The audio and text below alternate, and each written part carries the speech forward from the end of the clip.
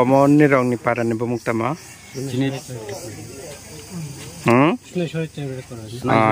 সুনাইসরে travel করনুন আচ্ছা Narang error পারাও বুট কেন্দ্র কইতা তো বুট কেন্দ্র চিনি ওর তো কাইছাই দङ সুনাইসরি তো চিনি ওয়ার্ডনি কাইছাই দङ আচ্ছা নারো অর এলাকাবাসীও বমহাই সম্প্রদায় রক দংবাই চিনি ওর সম্প্রদায় দङ খালি ত্রিপুরা ত্রিপুরা সম্প্রদায় বেশিরভাগই আচ্ছা এখানে ও এলাকাও বমহাই পরিস্থিতি ব ফাইনাল লোক চংমারি অনরক ব পার্টি ন বডুই যুক্ত খাইনমসং আগেনি চিনি সিজাক जों তো স্পিএম লাই দङ আতুরা কাছি जों সিও তা চিনি को आगे तो थांनाय विधानसभा जों चिनि कुर्ति केन्द्र चिनि इस्लाम दाना जों पास लाई दिगो ताइबो ता ओ लोकसभा जे चिनि जितेन्द्र दियांगनो जों पास लायनि जों चेष्टा खालामनाय दङ ताइबो जनगणनो जों बुजाव गाहाम खालायनि जोंनि आसे पासे बर'नो जों सावै दङ जे जेमनाव खाता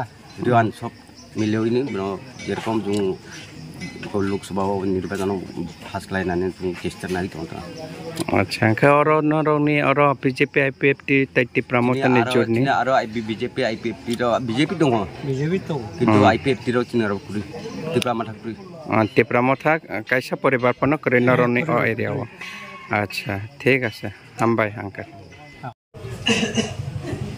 বিশ্বাস করেছে ভর করেছে আস্থা রেখেছে ঠিকই তো আছে যদি এরকম হয় ভারতবর্ষে তারা বলেছিল আচ্ছা দিন আয়েগা বড় দিন চলা যায়গা আচ্ছা দিন আয়েগা তো আচ্ছা দিন তো সবাই চায় কৃষক শ্রমিক বেকার সব অংশের মানুষ চাই আচ্ছা দিন কিন্তু আমরা প্রথম 5 বছরে কি দেখলাম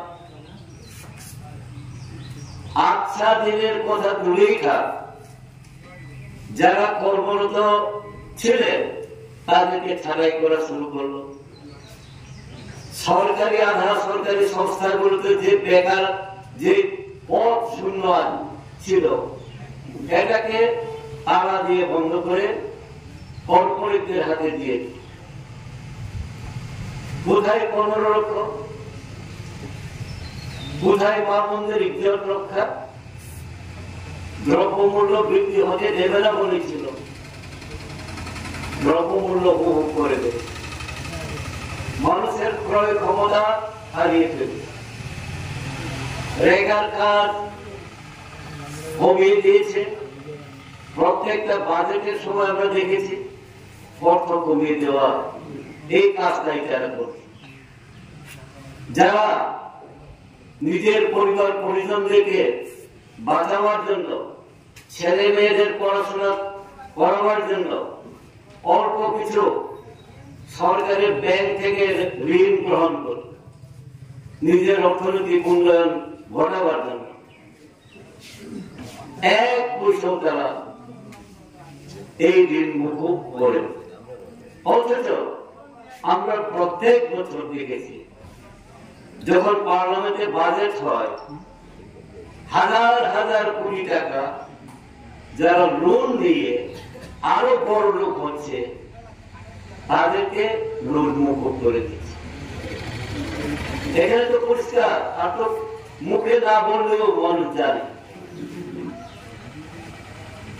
এইরকম একটা পরিস্থিতিতে মানুষ জিজ্ঞেস করতে শুরু করেছে রাস্তায় নামতে শুরু করেছে ডেপুটেশন আমার পাওয়ার অধিকার বলার অধিকার চাওয়ার অধিকার এটাকে সুপ্রতিষ্ঠিত করবার জন্য যখন আমরা নামি ভারতবর্ষের মানুষ নামে যারা সাংবাদিক সংবাদ সংগ্রহ করে মানুষের সামনে তুলে ধরেন তাদেরকে মুখ বন্ধ করছে তাদেরকে ভয় হুমকি করছে এমনকি খুন খারাপি পর্যন্ত করছে আর তো তাদের কোনো উত্তর নেই মানুষের সামনে তার জন্য বাক স্বাধীনতা কথা বলার অধিকার ছিনিয়ে তারা নিয়েছে কথা বলতে দেবে না যদি বলে তাকে লাঠি পেটা করবে আরএসএস বাহিনী আছে পেছনে লাঠি খেলা করে, তাদের পুলিশ প্রশাসন আছে, পুলিশের লাঠি দিয়ে লাঠি পেটা করে, আইন তাদের হাতে আছে। এবং আমরা দেখেছি একটা একটা করে মুখ্যমন্ত্রী থেকে শুরু করে এমপি, এমএলএ, যারা নেতা মুখ খুলছে, প্রতিবাদ করছে, মানুষের সামনে তুলে ধরছে, তখন মিথ্যা মামলা চালিয়ে তাদেরকে জেলে পড়েছে। মানুষ দেখেছে। তার জন্য এই লোকসভা নির্বাচন এটা খুবই গুরুত্বপূর্ণ। এইরকম একটা দল যারা ক্ষমতায় 10 বছর ধরে জোরপূর্বক তারা চালাচ্ছে, এই সরকারকে পতন এইবার ঘটাতেই হবে। এই লক্ষ্য নিয়েই আমরা সামনের দিকে এগিয়ে যাওয়ার চেষ্টা। হ্যাঁ, এখন উন্নয়ন কার হবে? সেই পদ্ধতি শুরু হবে। রাজার আমলে যেভাবে আমাদেরকে শোষণ করছে, এখন আবার শোষণের রাস্তা ওনারা ধরছে। ওনারা শুধু রাজার যারা আছে তারাই উন্নত হবে, ত্রিপুরার মানুষ উন্নত হওয়ার দরকার নেই। এখন তো খুব খুশি, এখন আনারসে পদ্ম ফুল ফুটছে তাদের, ঠিক না? পদ্ম ফুল ফুটছে।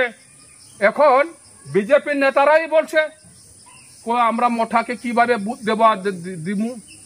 দেওয়া হবে, কিভাবে দিতে পারবো, কিভাবে? আর আমাদের প্রার্থী নেই, তাদের মধ্যে তো দরবার, ত্রিপুরাতে আর লোক নেই। সে হচ্ছে তাদের মূল তাদের চরিত্র।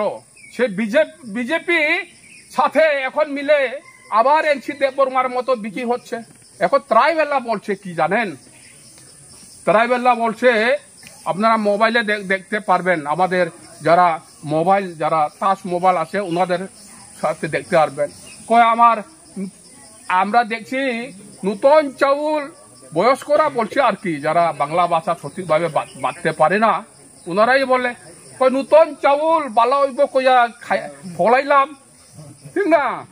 এখন বাদ বাড়ে না, ঠিক না? তো আমার পুরান চাউলই ভালো, ঠিক না?